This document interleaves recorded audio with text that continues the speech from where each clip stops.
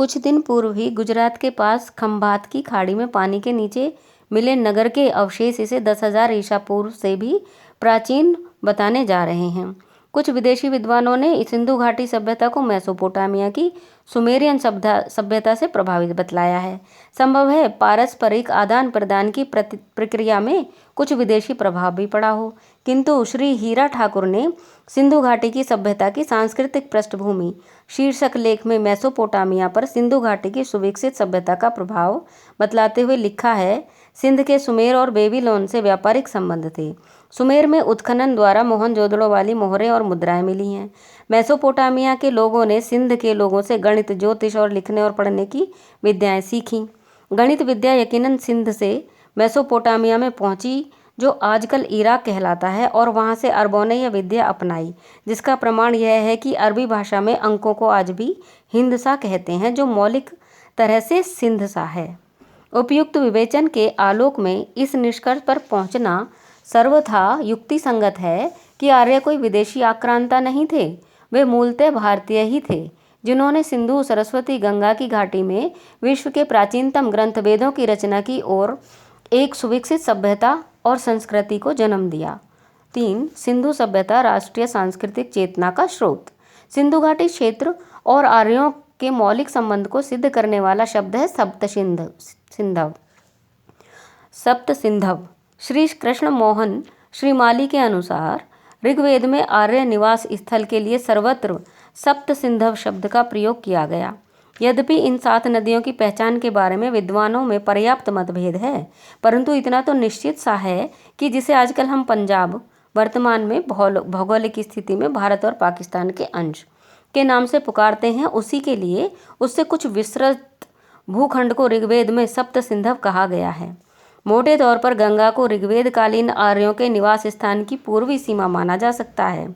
Doctor अनंत राम मिश्र अनंत ने सिंधु नद की आत्मकथा लेख में इस पार से सिंधु में मिलने वाली शतद्रु, सतलज, परुष्णी, रावी, असिकनी, चिनाब, वितस्ता, झेलम, विपाशा, व्यास और सरस्वती नामक 6 नदियों और सिंधु के योग को सप्त सिंधु कहा है। इसके साथ ही उन्होंने उस पार से आकर मिलने वाली त्रष्टामा, जास्कर, सुश्रुतु, सुरु या स्वात, रसा, सयोक, श्वेती, गिलगित, कुंभा, काबुल, गोमती, गोमल एवं सिंधु को हफ्त हिंदू कहा है। उनके अनुसार यही सिंधु चतुर्दशी 14 नदियाँ आद्य आर्य संस्कृति का समग्र भौगोलिक क्षेत्र हैं। वास्तव में यह सिंधु प्रदेश का भौगोलिक क्षेत्र ही भारत की भारतीयता, राष्ट्रीयता, धर्म, संस्कृति का आदिम स्रोत है। यहाँ भौगोलिकता ही ऐतिहासिक और सांस्कृतिक चेतना का मूलाधार है। सिंधु से ही भारत की अस्मिता की पहचान कराने वाले हिंद, हिंदू, हिंदू, हिंदी, हिंदुस्तान आदि शब्द विकसित हुए हैं। प्रसिद्ध भाषा वैज्ञानिक डॉक्टर धीरेन्द्र वर्मा के मत के अनुसार ईरानियों की प्राचीनतम धर्म पुस्तक आवेस्ता में पाए जाने वाले हिंदू, हिंदू तथा हफ्त हिंदव या हफ्त हिंदवों इन्हीं वैदिक शब्दों सिंधु और सप्त सिंधव के ईरानी फारसी उच्चारण मात्र हैं। हिंदी शब्द हिंद के विशेषण के रूप में प्रचलित हुआ। फारसी भाषा में संस्कृत की स ध्वनि है में बदल जाती है तथा सप्त से हफ्त, सप्ताह से हफ्ता, असुर से अहुर, केसरी से केहरी, सहस्त्र से हजार, फारसी के हिंद, हिंदू, हिंदी, हिंदुस्तान की भांति अंग्रेजी का इंडस और इंडिया शब्द भी सिंधु से ही बने हैं। डॉक्टर सत्यकेतु विद्यालंकार के मतानुसार ईरान के संपर्क में जो लोग आए वे भी इस प्रदेश के निवासियों को हिंदू और इस प्रदेश को हिंदुस्तान कहने लगे। प्राचीन ग्रीक लोग सिंधु नदी को इंडस कहते थे, इसलिए वे इसके समीपवर्ती प्रदेशों को इंडिया कहने लगे। ईरान से ये शब्द विश्व के सारे देशों में प्रचलित हो गए। जिस प्रकार जर्मन, फ्रेंच, इंग्लिश के दुहरे अर्थ हैं, उसी प्रकार हिंदी शब्द हिंदी की भाषा का भी द्योतक है और हिंद के निवासी का भी। हिंदी है हम वतन है, हिंदोस्तां हमारा में हिंदी का प्रयोग हिंद के निवासी के अर्थ में हुआ है। प्राचीन काल में हिंदी शब्द हिंद की उस समय की सभी भाषाओं संस्कृत, प्राकृत, अपभ्रंश आदि के लिए प्रयुक्त किया जाता है। निष्कर्ष के रूप में कहा जा सकता है सिंधु से निर्मित सभी शब्द हिंद, हिंदी, हिंदू, हिंदू, हिंदुस्तान हमारी भौगोलिकता, राष्ट्रीयता, ऐतिहासिकता और संस्कृति के द्योतक हैं। धर्म, भाषा, संस्कृति का मूल यहाँ भौगोलिकता अथवा राष्ट्रीयता है। भूगोल अर्थात प्राकृतिक परिवेश से हमारी संस्कृति का नैसर्गिक विकास हुआ है। सिंधु प्रदेश ही आर्यों का आदिम निवास स्थान रहा है। वहीं वेदों की रचना हुई तथा भारतीय धर्म, संस्कृति और इतिहास का उदय हुआ। हिंदुत्व ही हिंद की राष्ट्रीयता है। Hind, Hindi, Hindu, Indus, Indian, India शब्द भारत को विश्व की देन है।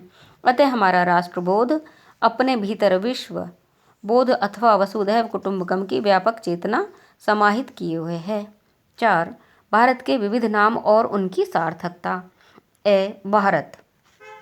इस देश का प्रमुख नाम भारत है, जो भौगोलिक की अपेक्षा ऐतिहासिक सांस्कृतिक अधिक है। भारत शब्द भा तथा रत के मेल से निर्मित है। भा का अर्थ है आभा या आलोक तथा रत का अर्थ है तल्लीन। आध्यात्मिक ज्ञान की आभा में रत या तल्लीन देश को भारत कहा गया है। भायाम रतय इति भारतः। आध्यात्म शब्द अधि प्लस आत्मा से बना है। अधि का अर्थ है प्रधानता और आत्मा का अर्थ है आत्मा। जिसमें भौतिकता पर आत्मा की प्रमुखता है वह आध्यात्म है। लौकिक भोगों की ओर आसक्त करने वाले अर्थ और काम पर धर्म और मोक्ष की चेतना की प्रधानता होने पर मनुष्य इस जीवन में ही मुक्ति प्राप्त कर लेता है, इसलिए इसे जीवन मुक्ति कहा गया है। इसी आध्यात्मिक चेतना से भास्वर देश को भारत कहा जाता है। इस मुक्ति चेतना और आध्यात्मिक जीवन दृष्टि को केंद्र में रखकर भारत को वेद भूमि, देव भूमि, पुण्य भूमि, स्वर्ग भूमि आदि नामों से भी विभूषित किया जाता है। भारत के इसी दिव्य स्वरूप की महिमा विष्णु पुराण, श्रीमद् भगवत पुराण आदि ग्रंथों में की गई है। आध्यात्मिक मूल्यों के प्रति आग्रह और निष्ठा के कारण भारत में तथ्यों और सत्यों, आदर्शों के मेल से निर्मित कथाओं के संग्रह ग्रंथों को पुराण अथवा प्राचीन कथा कहा गया है। अनेक स्थलों पर सत्य तथ्यों पर हावी या प्रभावी हो गए हैं, फिर भी जीवन के अनुसरणीय आदर्शों की इस अवतारणा को सम्मानपूर्वक इतिहास कहा गया है। भारतीय मनीषा सत्य को ही सर्वोपरि मानती है।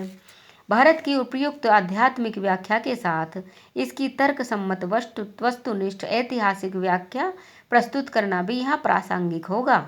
डॉक्टर सत्यकेतु विद्यालंकार ने भारत नाम की ऐतिहासिक व्याख्या करते हुए लिखा है, पौराणिक अनुश्रुति के अनुसार पौरव वंश के राजा दुष्यंत का पुत्र भरत था, जो चक्रवर्ती राजा हुआ और जिसने अन्य विविध आर्यों राज्यों को जीतकर अपने अधीन किया। भरत के इस चक्रवर्ती साम्राज्य का उल्लेख ब्राह्मण ग्रंथों में मिलता है। भरत के कारण